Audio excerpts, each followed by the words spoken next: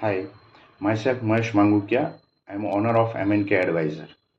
મેં શોપનો રવિભાઈ ચોવટિયા અને ભાવિકભાઈ પાસે મારી કંપનીની વેબસાઇટ અને સોફ્ટવેર બનાવેલું છે, જેના અંદર મારે જે કસ્ટમાઇઝ રિક્વાયરમેન્ટ હતી એ પ્રમાણેનું એમને સોફ્ટવેર બનાવી આપ્યું.